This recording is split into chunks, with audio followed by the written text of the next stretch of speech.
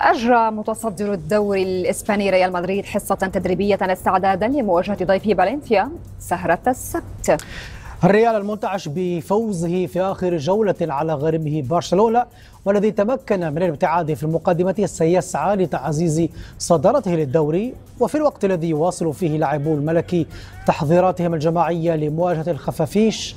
يواصل كل من دافيد ألابا وأنطونيو روديغا وداني كارفاخال برامجهم الخاصة قصد التعافي من الإصابة.